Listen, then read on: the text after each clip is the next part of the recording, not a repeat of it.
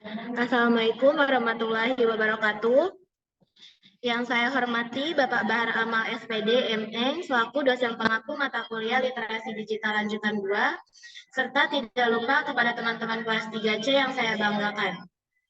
Pertama-tama, marilah kita panjatkan puji serta syukur atas kehadirat Allah Subhanahu wa Ta'ala, karena berkat rahmat dan karunia-Nya kita dapat berkumpul pada Zoom meeting pagi hari ini dalam keadaan sehat walafiat. Tidak lupa salawat serta salam semoga selalu terlimpah curahkan kepada junjungan kita Habibana wa Nabiyana wa Maulana Muhammad Sallallahu Alaihi Wasallam, serta kepada keluarganya, para sahabatnya, dan kita selaku umatnya sampai akhir zaman. Amin ya rabbal alamin. Saya, Sasmita Dinastiti, selaku moderator dari kelompok 9 yang akan memandu jalannya presentasi pada pagi hari ini. Yang mana pada presentasi kali ini akan membahas mengenai hasil pemrograman Python kelompok kami tentang aturan usia pemegangan SIM di Indonesia, data peringkat kelas, dan data pembelian toko. Sebelum presentasi dari kelompok 9 dimulai, izinkan kelompok 9 memperkenalkan dirinya terlebih dahulu.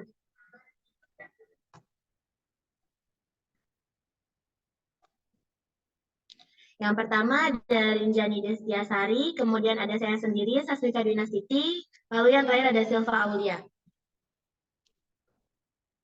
Baik, langsung saja kita masuk ke dalam pemaparan hasil program Python yang sudah dibuat. Python ialah salah satu bahasa pemrograman yang paling populer dan digunakan secara luas di berbagai bidang, termasuk pengembangan web, ilmu data, kecerdasan buatan, pengembangan permainan, dan masih banyak lagi. If else, dictionary, paket, dan modul diperlakukan sebagai objek dalam Python. If else merupakan pilihan alternatif dari penyelesaian yang digunakan untuk mencari kondisi yang diinginkan. Jika diartikan ke bahasa Indonesia, if sendiri berarti jika, sedangkan else adalah yang lain.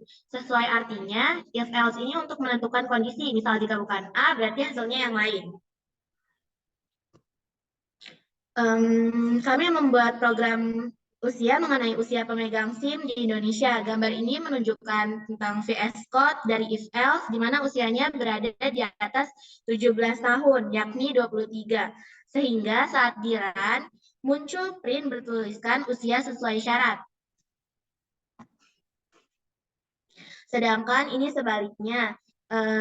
Ini dikarenakan kami memasukkan usia 12 tahun, yang mana usianya di bawah 17 tahun, sehingga saat di run, muncul usia tidak sesuai syarat. Ini ada gambar mengenai flowchart if else sesuai syarat. Nah, hasilnya bisa dilihat akan muncul output untuk memasukkan usia Anda. Di sini kami memasukkan 17, jadi hasilnya muncul output usia sesuai syarat.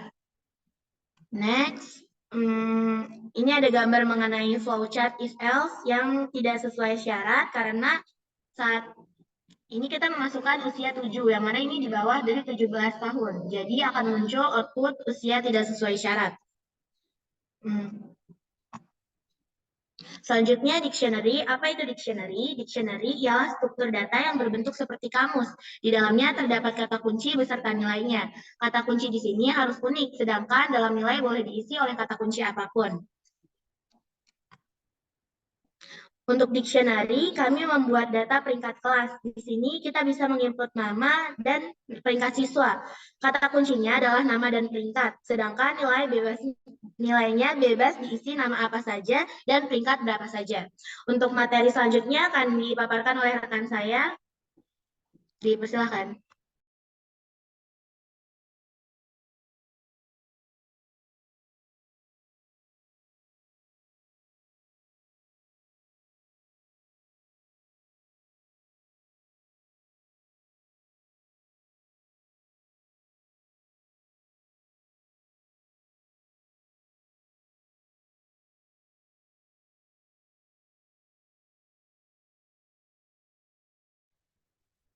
Terima kasih Sasmita, izin melanjutkan. Selanjutnya yaitu flowchart dari dictionary yang telah dijelaskan tadi. Flowchart di sini digunakan untuk menggambarkan setiap proses yang terjadi dalam program sederhana dictionary sebagai penampil nama siswa-siswa yang mendapat peringkat dalam suatu kelas dengan urutan peringkat berapa yang didapatkan. Next.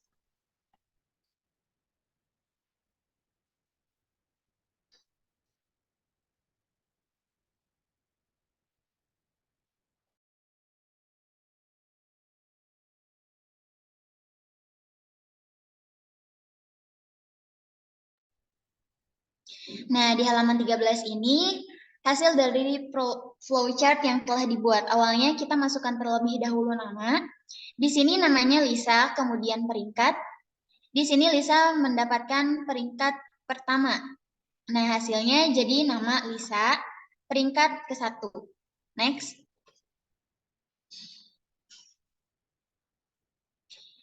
Di halaman 14 ini masih hasil dari flowchart dictionary. Di sini kita masukkan nama siswa kedua, yaitu Mawar. Kemudian peringkatnya peringkat kedua, dan kemudian hasilnya nama Mawar peringkat kedua. Next. Nah, di sini kita masukkan siswa ketiga dengan nama Jenny peringkat ketiga. Hasilnya nama Jenny peringkat ketiga.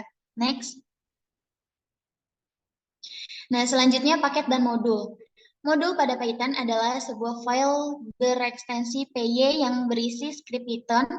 Nama dari modul adalah nama-nama dari file itu sendiri. Paket dan Python adalah cara mengelola dan mengorganisir modul-modul Python dalam bentuk direktori. Memungkinkan sebuah modul untuk diakses menggunakan namespace dan dot lokasi. Next.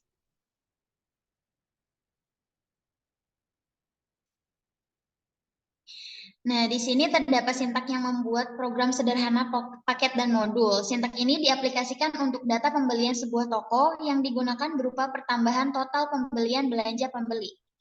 Pemaparan dari saya cukup, selanjutnya akan dilanjutkan oleh rekan saya. Kepada Rinjani, dipersilakan.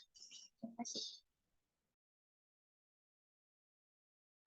Baik, terima kasih. Saya lanjutkan pemaparan dari flowchart operator toko, di mana di sini kita memasukkan main atau utama, terus kita menambahkan integer antara tambah dan kurang. Boleh di next. Nah, ini masih lanjutan yang tadi, di mana kita tambahnya itu A plus B. Bisa di next.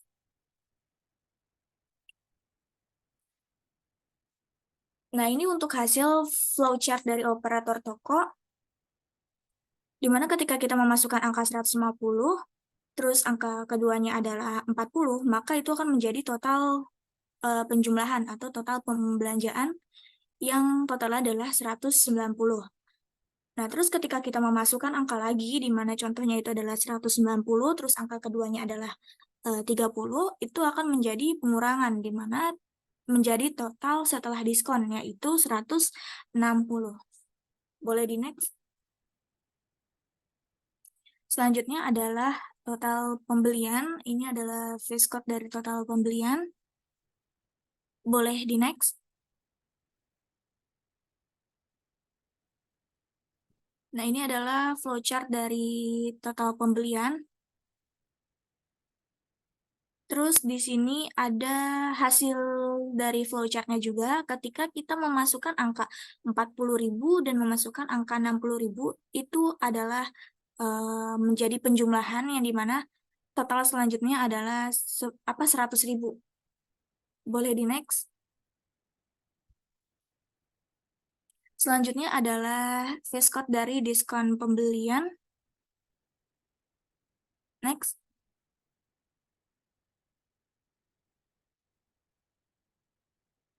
Karena ini diskon pembelian, jadi menggunakan A kurang B di total.